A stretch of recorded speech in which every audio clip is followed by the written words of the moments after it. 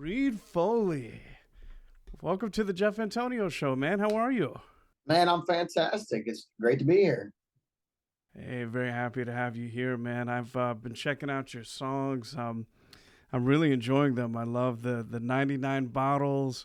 The A Lot to Unpack, your new single, and your Dreams cover is awesome, man. Very good stuff. Thank you very much. Yeah, man, we got a little bit of everything out there. You know what I mean? We got some upbeat stuff, we got some sad stuff, we got some cover songs you might have heard. So, try to have a little bit of something for everyone.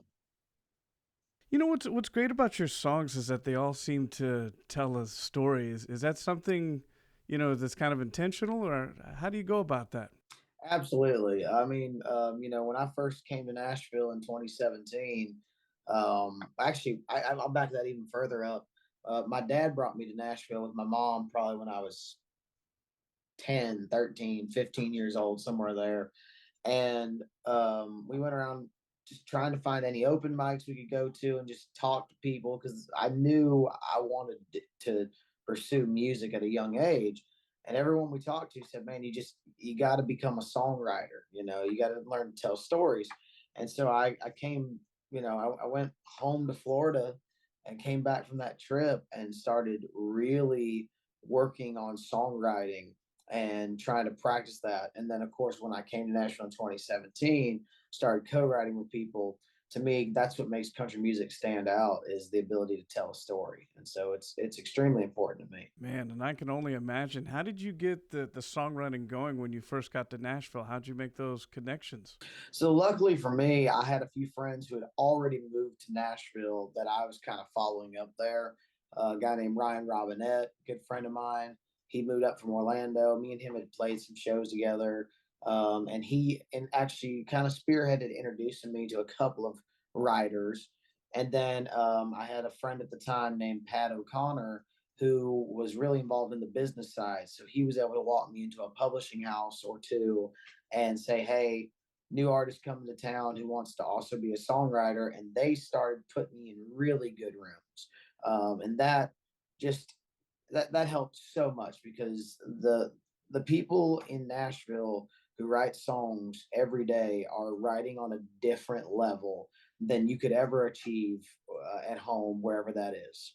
Yeah, yeah. I mean, is there an exercise to it? It's just like you building up muscle. Absolutely. I mean, there's tricks and things, but it's definitely a muscle, and you learn to kind of use it. You learn to listen for things. You learn to bend things a certain way and stuff, and you get better with age. There's no doubt. You might get lucky in the beginning, but you perfect it and you get better the more you do it. I mean, what's that process like? So you have like a room that you meet up and take us through the process. You kind of hang out for a little bit and talk, and where does it go from there?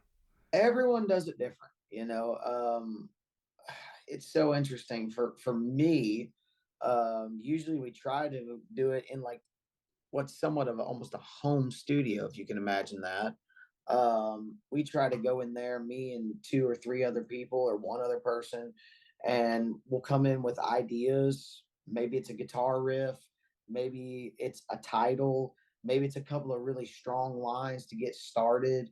But we tend to, show up in those rooms and start working on whatever it is.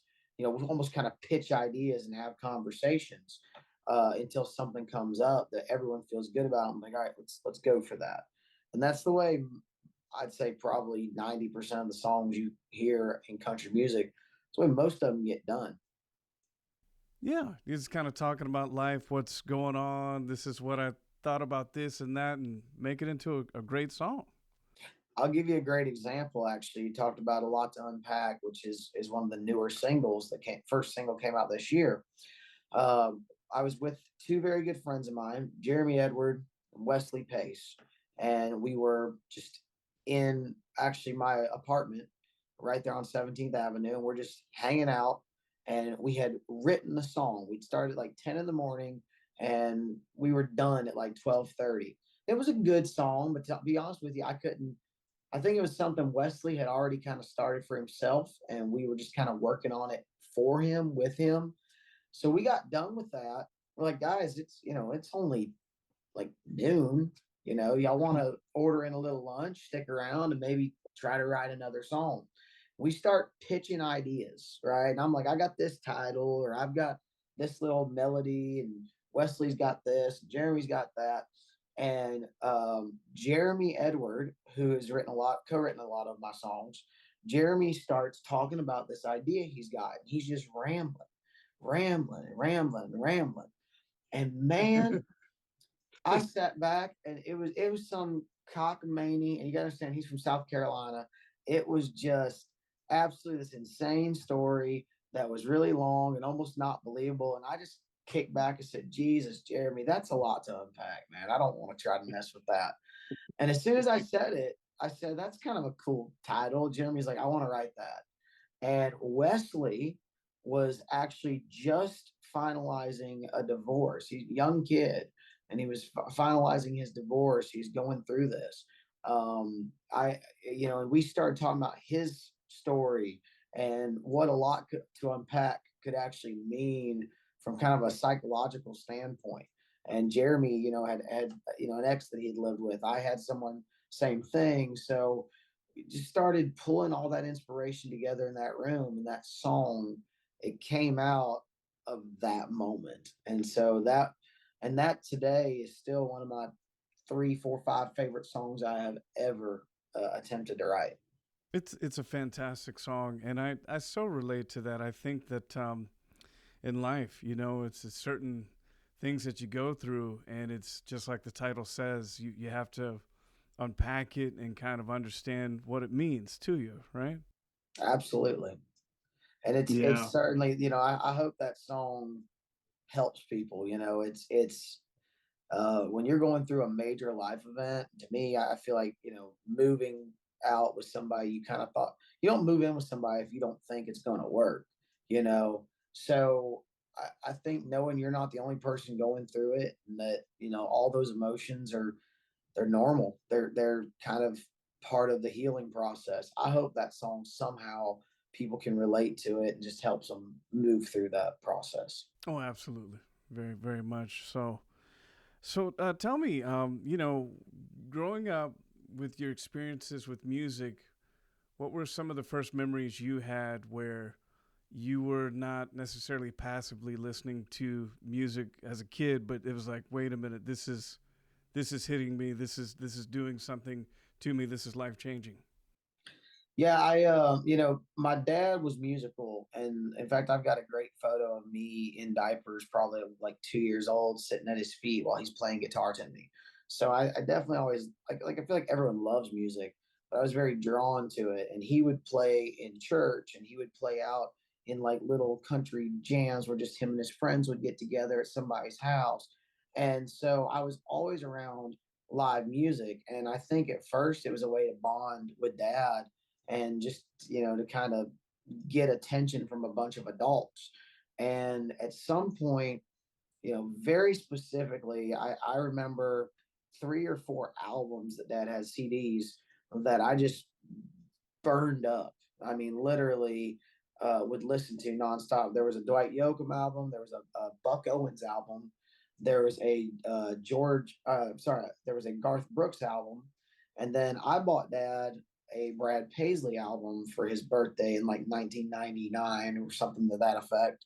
My mom and me had picked it out for him for like birthday or Father's Day, and I burned up that album. And I think that sonically was when I was really noticing. I was paying attention to guitars and bass and the whole structure, and every word. It wasn't just because it was popular. It was because I was obsessed with its whole creation and everything about it. Man, that's awesome. And when did you first start, playing an instrument or singing?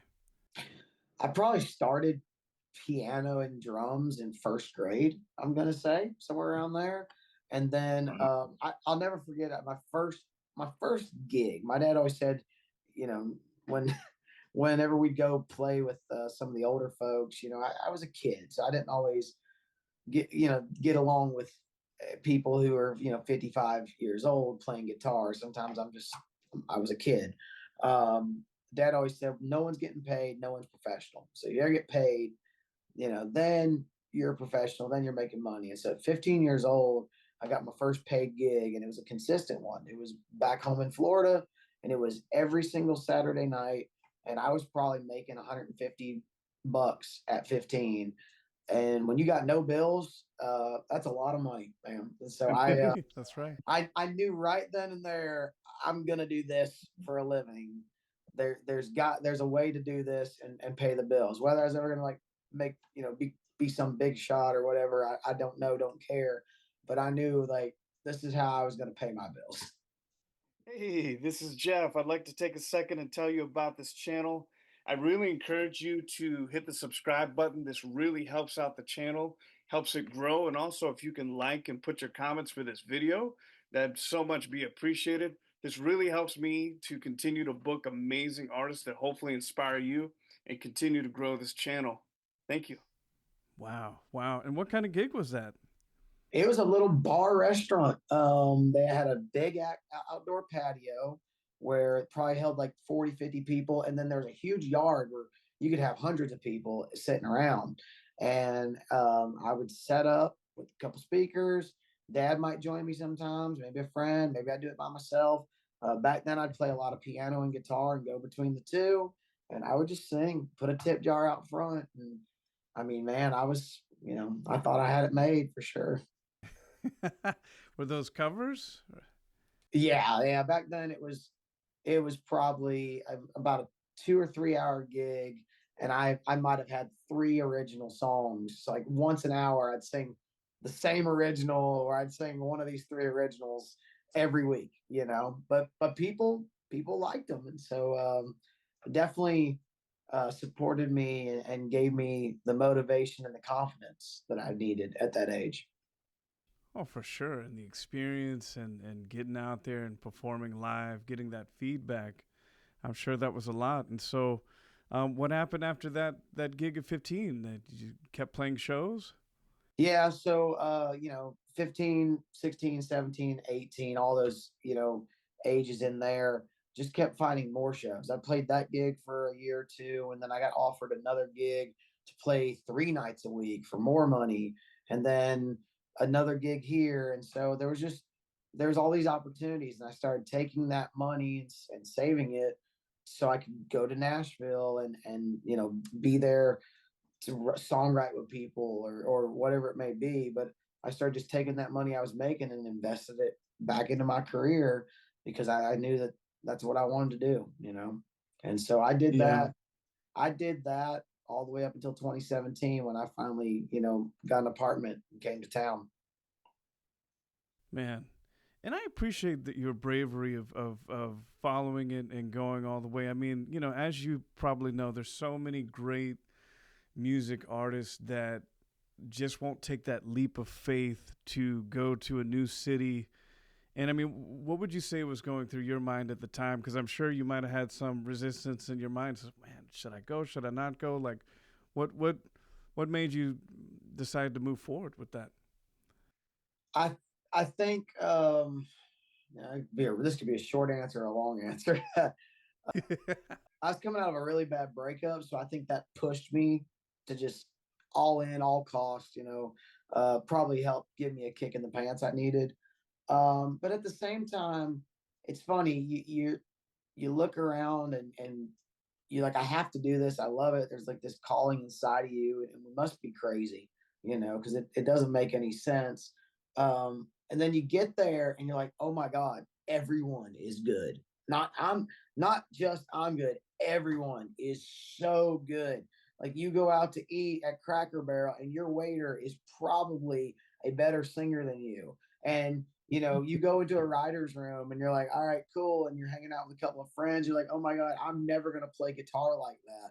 And you just have to put those blinders on because I will tell you, I don't care if you interview someone younger than me, older than me, someone who's been in town for, a year or 10 years, they'll tell you that they should tell you they're not the most talented person that they know. What seems to be the key to success is just not giving up, sticking with it. They call it a 10-year town because it takes a long time to create those friendships and to, hone those skills to do this, man. It is not, it's not there's phenoms, there's savants, there's people who are incredible, just like in sports, but in reality, it's something that takes a lot of time to truly like cultivate, if that makes sense. Totally, totally. You got to put in the work. You get out of it what you put in, and that's incredible. You have that mindset, and you went for it, and it's happening for you. Um, when you are recording your songs, you know, and it's like you said, you've got all these things kind of going on. There's a lot of very talented people around you, music artists, musicians, what have you. How do you get into your zone? When you get into the studio, because you do all the preparation, but when you get there, how do you lock in where you can get your best performances? It's interesting. Everyone has a different process for that. For me, I usually, like, so the way we cut songs, we book blocks of time, so you go in with as many originals, 5 6 for a day, and you're going to track those, and so you're singing a couple of times while the band is tracking, but then you go back in for vocals. It's really funny on tracking day. I like to be loose. I want to feel live and energetic. So usually we'll get there early, and I'll try to, just kind of bounce around, talk to all the musicians I'm using a lot of the same guys. So like we know each other, and so we'll catch up. We'll, just hang out, whatever it may be. And usually come lunch, we'll have break for lunch, and then we'll get back in there and start going to town. I might have a beer and just, sit on the mic with everybody and be singing these songs, because for me, I wanted to feel live and authentic. Now, when I go back in to do the vocals, I go back in to cut. 2 3 days before, I'll stop talking. I'll stop. I'll drink nothing but water. I'll avoid cheese. It's like, because you're trying to get your voice in like the most premium condition, so that way you get the best vocal take you can. So it's really funny. That's my approach. Everyone has something different, if there's a song that has a super low part, we might do that first thing in the morning. I might roll out of bed and not say a word, not drink water, and go straight to the studio at 8:30 in the morning, 8 o'clock in the morning, so my voice can get the super low parts. If it's something where I want a little more rasp, I might purposefully smoke a cigar the night before. So like, it's just, there's all kinds of tricks and things you can do, and I just do whatever I think is right for that song. Man, I like how you prepare. And the low voice totally makes sense. You get right out of bed. It's probably the lowest it's going to be for the day, right? Absolutely. You get up in the morning. It's, good morning, honey. How you doing? Like way down there, you know. That's awesome. That's awesome. So, when you're in there and you're doing the overdubs and this and that, how do you know when the song is completed and it's time, you've done everything you've needed to do and it's time to walk away and finish it up? That's a hard one. I lean on my producer, Brandon Hood, and Seth Morton, who's the engineer. I let them sort of decide that. They take as many vocal takes as they need out of me. They take those pieces and put that together. They may call me and say, "Man, you got to come back to this one line or whatever." Sometimes, but very rarely, when they send me a mix, like which is what you get before the master. The mix is roughly what it should sound like. It's just maybe a little quieter. May sound different, speakers versus headphones, but a mix is really really close to that final product. Usually, by the time I hear that, they've pulled all the levers, and I usually feel really really good about it. I might have a small note, like I might say bump this or turn that down, or I actually really don't like this one thing, but they are experts. They're phenomenally talented people, and so I lean on them to kind of call those shots. That's great. That's great that you have that trust. How do you find a producer that you can really trust, and that, because I'm sure as I know, sometimes you get into a room with someone, it's just like the vibe is not there, the connection is not there. How do you find that producer and the right one with the right studio? I'm so fortunate I found Brandon because I've worked with other producers and they're talented guys. I just kind of equate it to dating. You can be out with a beautiful girl. It doesn't mean she's right for you. Y'all might not get along. And so for me, you can work with talented people, but if you don't believe in them, they don't believe in you and believe in the song and everything else, then you're not going to get the best product. And so it took me 3 or 4 times to find the right person.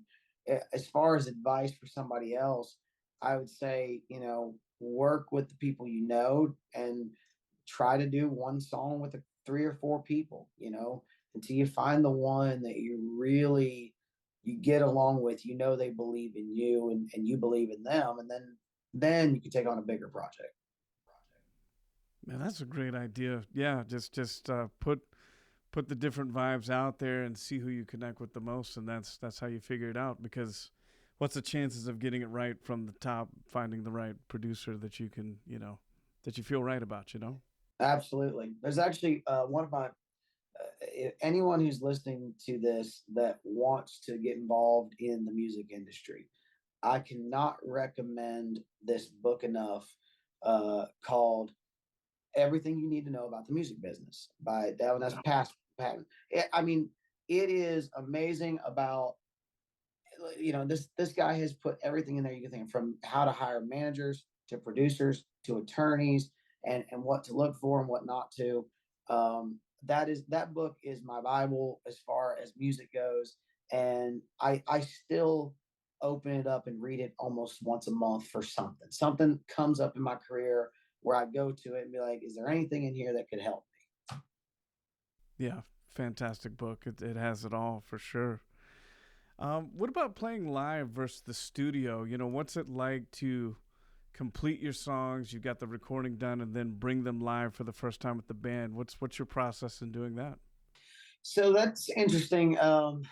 Every song's a little different. There's songs that we play live that we still haven't recorded. So sometimes the live show is actually the testing ground, especially for your more upbeat, fun songs, your 99 bottles, your beer needs drinking. Beer needs drinking, if I'm being honest, as like a critical of myself, I'm like, it's just another country song about drinking beer. It's not got anything remotely special about it. It's just a lot of fun. But we played it out as a band probably from 2019 through 2022.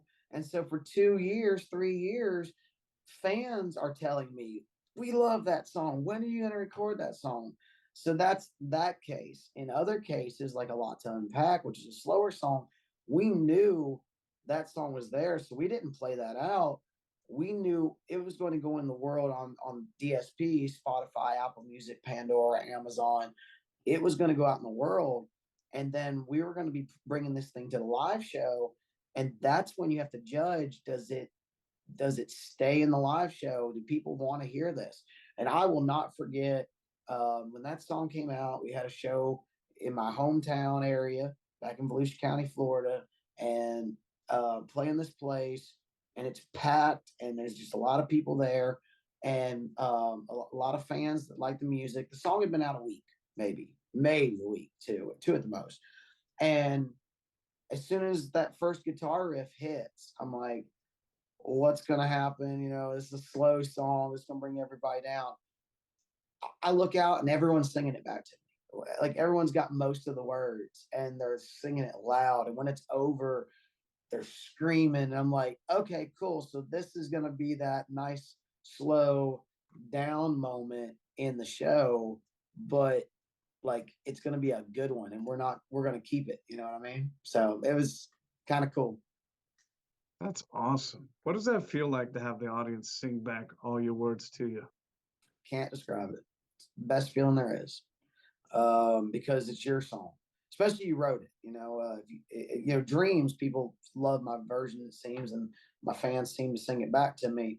But I didn't write that, obviously. I love that they love it, but there's no feeling like something that you wrote. It's original to you. It's yours, and you like I can't describe it, but it is one of the greatest feelings for sure as an artist.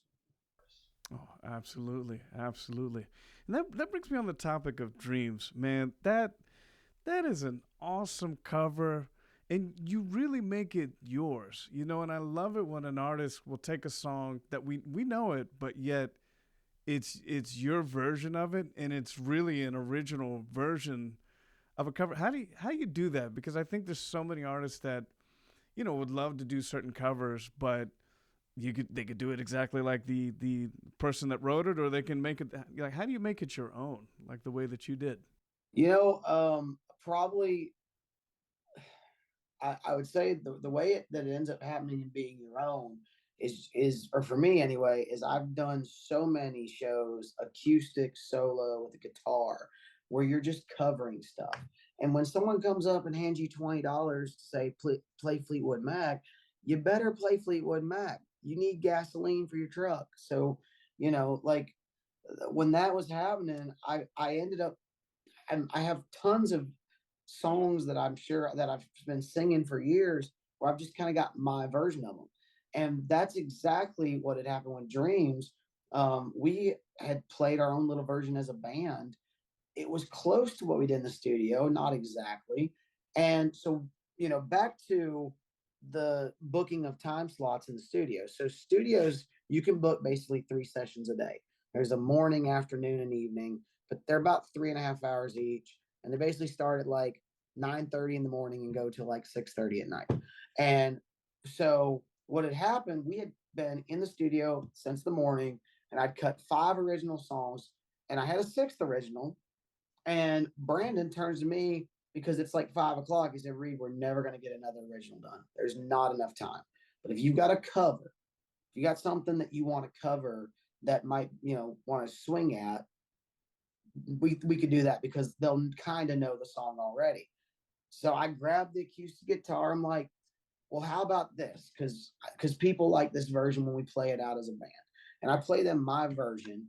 And the band's like, absolutely, that's fun. We could do this, we can do that. And they all start putting in their input. And so this process is just happening right in front of my very eyes.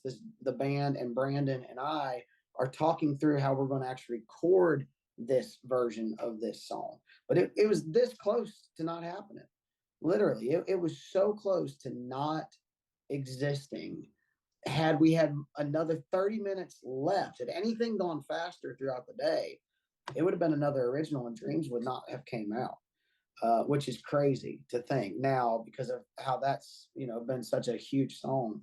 But the long answer, like I know it's a long answer, but you just you have to be yourself and everything, and that's hard to do when you take on a song that Rolling Stone had in like the top 8 greatest songs of all time, and you're like, I'm gonna do it. It's a big brave thing to try. And so I'm very fortunate it worked out because it could have easily gone the other way. Yeah, yeah. I mean, it's fantastic, and honestly, it really transitions into your originals very well. Stays with your style, and it's just such a great version of it. I mean, it challenges the original. That's how good it is. And like I said, I like how you did that. Yeah, yeah, and a great answer for that. It's no answer's too long here. I love the breakdown. Um, Now, what about a band? As a music artist myself over the years, I've actually had some pretty good bands. I've had some bands I thought were so. I mean, what is your key to getting a band that just gets it and understands your vision of the songs? And how do you find the best musicians to put that together? That's a tough one, man. I mean, I've had probably like you, many members in the band. Some people they come in and they go and want different things. Some people want to be on the road, some don't. Some want to play in town, some want to do the Broadway thing, get kids, get married, and lots of stuff happens. For me, you know, there's so much talent around Nashville. It's almost hard to completely miss on having somebody that's got the talent. So I want to know I can hang out with them. I want to be able to have a couple drinks. I want to have similar goals as far as, when are we going to eat out, or when are we going to save pinch pennies. I want energy on stage. That's a big thing with me. I think that, we're out here representing country music, and we're challenging all the other genres that exist, and all these amazing forms of entertainment that we have today. So we have to make sure whatever we're bringing to the table, whatever we're trying to get people to spend their money on, it better be damn good. It's a team effort for me. I really believe that, and I try to take really good care of the people around me, because I know that I've learned, the better you take care of them, the better that they care, and the more that they take care of you. So Absolutely. What's life like on the road versus being in town? How do you stay focused? How do you stay in the zone? it's hard, like road, especially, we're not super far into this, so it's not like we have a tour bus. It's a Sprinter van and a trailer most of the time. But I try to make sure when I'm home, I take care of all the business side of stuff, so that way I'm not worried about that on the road. We try to stay up on that, and then on the road, it's just not being stupid. Don't get so far out of hand that you set yourself back. You know what I mean? It's hard to eat healthy on the road. It's hard to stay focused. Um, Social media content, you got to keep making that. Luckily, the more organic you are, it seems like the better. So, I literally, one of my best performing TikToks ever was me pumping gas and eating a Subway sandwich, and talking about how it's crazy the difference, the contrast in this career is, like, I was sitting there pumping my truck up with gas with the trailer and the band, and I'm eating a Subway sandwich, knowing we were about to get back. And when we got back, I had a first class flight to New Jersey for a corporate thing where I was going to be in luxury for 4 days. So it's just, you it's exciting because you don't know what's coming next. That's for sure. Yeah, the irony of life and the surprises it gives. That's awesome. Tell me about your Vegas shows at MGM. Yeah, so there's a bar here in town called Losers, and they have a really, really cool setup inside the MGM. It's right where the casino is, and man, this place is just a party. It's so much fun that literally people will crowd around this casino floor where this bar is to listen to the band, and it's been great. We've had people. We don't go to the West Coast very often. It costs a lot of money to go. We have had fans from California, Australia, Seattle, who have flown in to spend a couple days in Vegas and come watch our show. So it has been very humbling, because I never knew my music was reaching those places. So I thought that was really, really cool. And it's great. They take good care of us. Vegas is amazing, of course. It's a lot of fun.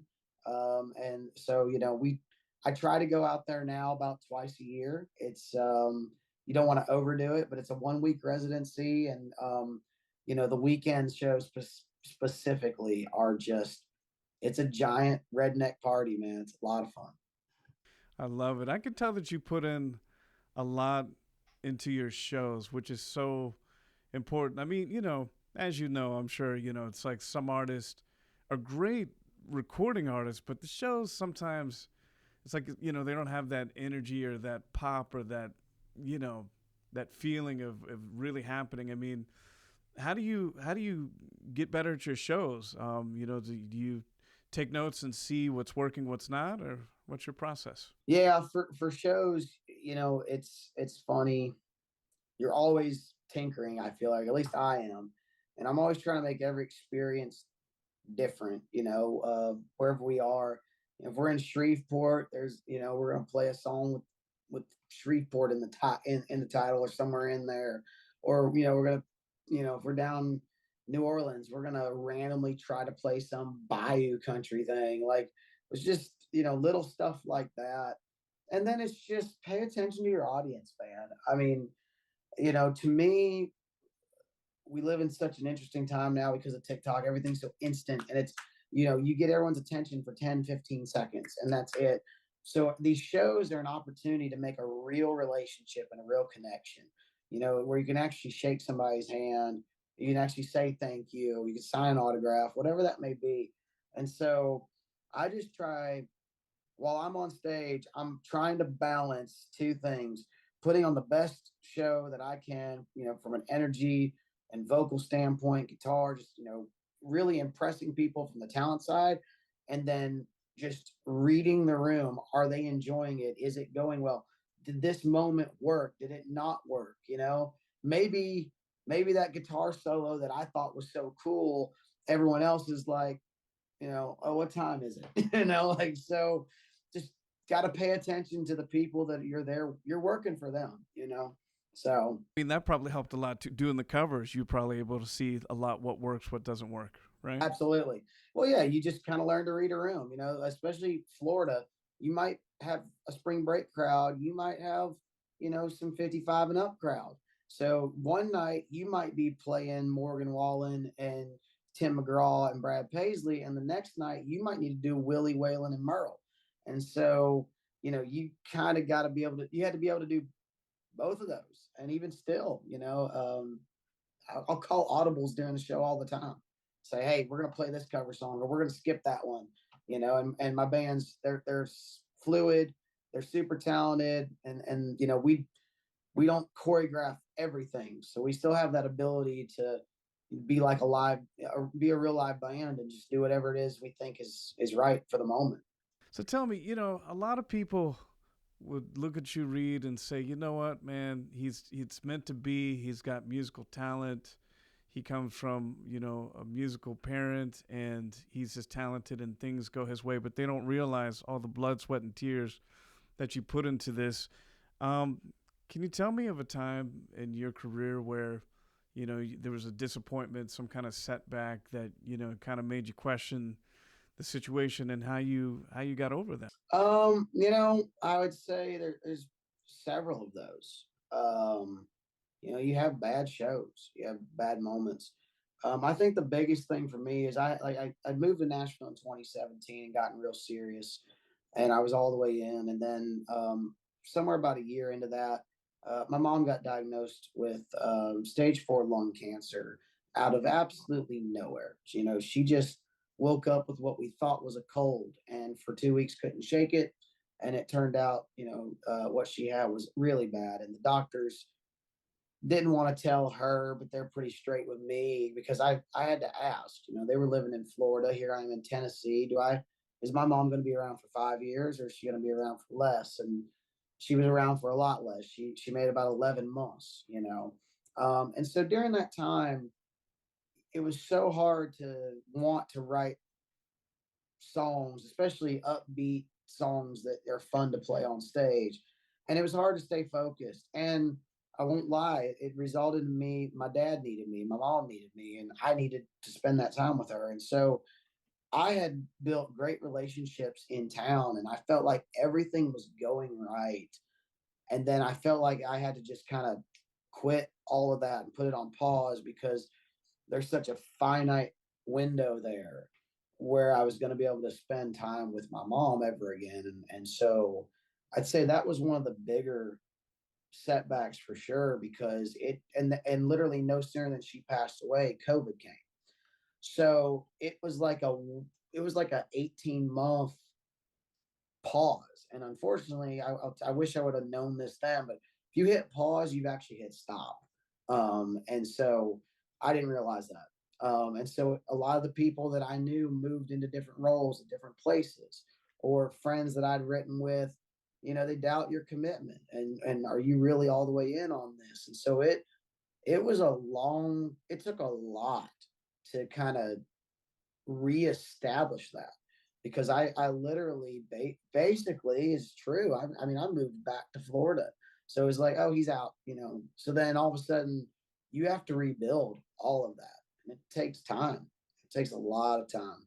So I'd say, it's interesting, but that'd be one of the bigger setbacks. And I know that's less professional, more personal, but it could hit you from anywhere. How did you get through that? How did you get through the, coming back and getting refocused? Because I mean, that's a lot. The your mother passing and COVID, which the entire universe just was on pause for so long, and it was such a weird thing. Like, how do you come back from that? At some point, man, as with anything in your life, you just got to decide: are you stronger than it is? I got a lot of faith, and I say a lot of prayers, and so I'm sure there was a lot of that involved, a lot of strength there.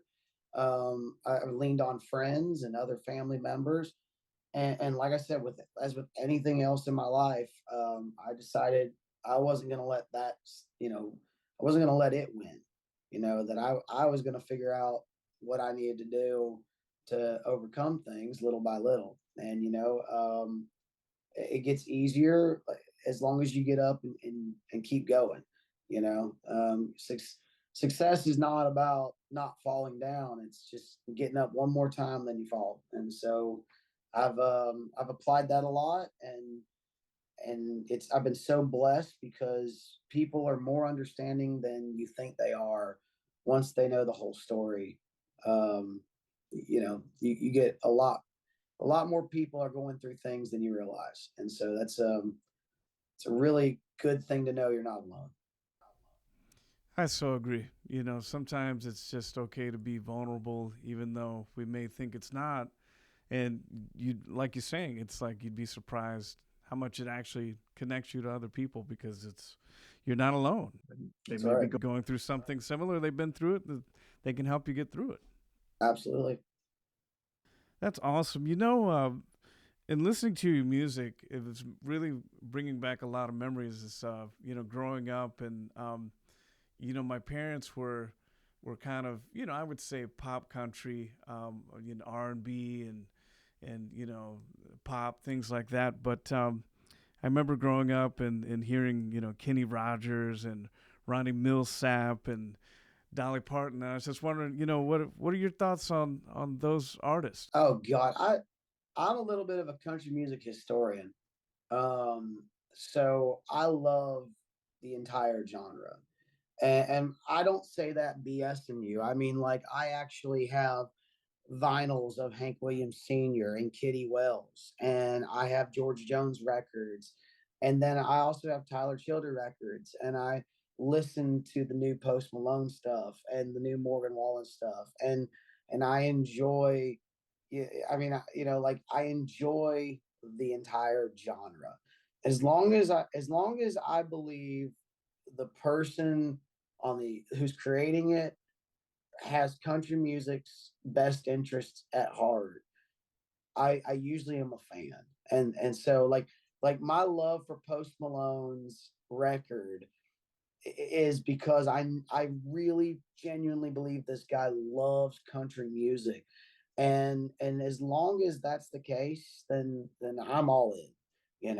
I mean, I for me, there's a Mount Rushmore for sure of singers and songwriters and all these different things, but it's a big umbrella with a lot of people under it, and as long as people are proud to be under that umbrella and they're doing the best they can to represent it, man, I'm all in. Absolutely. Yeah, absolutely. I was just watching a Dolly Parton documentary. It came on, I think, about 2 weeks ago. And I always knew she was talented, but man, I mean, when they go into the detail and how she could just write a song, like, just, they said, her assistant said she would just go to the bathroom, come out with a song. I mean, I'm just blown away. I mean, And then being an actress as well, yeah, and then creating her own theme park, like, just absolutely a superhuman of a person. unbelievable, just unbelievably talented and an amazing, smart person. And I was really, really inspired by that. Who would be on your Mount Rushmore of country artists that just like these are the best that really, that really connected to you? It just depends what we're talking about. For singers, I mean, Ronnie Dunn, Travis Tritt, George Jones are like my male singers, females, Loretta, Dolly, Carrie, um, God, I think Kelsey Ballerini has a dynamite voice. But then I just then entertainers. I mean, Garth Brooks is one of the greatest entertainers ever. Period. Plain and simple. Kenny Chesney, one of. So I mean, it just depends. I could never do just four artists like overall, but I can give you my top four like my category. It seems like. Well, those are all great. So tell me, what else is going on this year? What do you got going on for 2025? So just released a new song last week, and it is really impressing us as far as numbers go. People seem to love it. It's called Country Girl, and it's actually a play on Jesse's Girl by Rick Springfield. And Rick actually gave it his blessing. He reached out to us, told us he loves the song, which I thought was super cool. So that was interesting for sure, and such an honor because I'm a fan of his. I actually took my family to Disney recently, and he happened to be playing at Epcot. And we went and saw him because we really do like his music. So that was cool for me. And then we're going to be hitting the road playing a lot of shows. You mentioned the Vegas thing. We have this run. Once we get done with that, we'll announce another one probably October, November. But we also are going to be opening for some cool people. We're opening for Dylan Carmichael, Caleb Lee Hutchinson, um, trying to finalize another opportunity to open for Cooper Allen. And then we're playing our own shows quite a bit. So there's, several tour dates on the website. So we're going to be busy, and releasing music a ton. I mean, literally expecting to get at least another 5 or 6 songs out this year. So really excited about that because I really want people to have more to listen to than we've gotten out there so far. That is awesome. How do you keep up with having songs like that in the bag where you can just release and stay in that creative mojo? How do you do it? You just a good team around you, and you just have to stay focused, like you were talking about earlier. Um, you know, my days, Monday, Tuesday, Wednesday, are usually consumed with songwriting when I can do it, and then we book studio time knowing we want to stay 5 or 6 songs ahead just in case, and so we'll track 5 or 6 songs every 9 or 10 months. It seems like is about what we roll those, that part of it. And we make sure we're cutting vocals on songs once a month. So there's always something ready to go. And if a song takes off on the live show, then we'll move it up and I'll cut vocals sooner or, whatever. We'll adapt, we'll adjust. But we've already we got 11 more songs fully tracked and 2 or 3 already done vocals on that are getting mixed and mastered. So we're ahead of the game as far as that goes. We're ready to get that music out to everybody. That is awesome. Tell everybody where we can find you online. Yeah, man, just at Reed Foley Music, REED. We're Instagram, TikTok, and obviously all my music's on streaming platforms. I always love when people reach out to me on social media too. I tend to respond to every comment and message. So if anybody enjoys listening to this, then please, reach out. I love hearing about it. Reed, it's an honor and a privilege having you on the show, man. Thank you so much. Jeff, man, I really appreciate it. We'll have to get together sometime in person and just talk without cameras and mics. Most definitely. Most definitely. When you come, let me know when you're coming out to the left coast. Hey, you never know, right?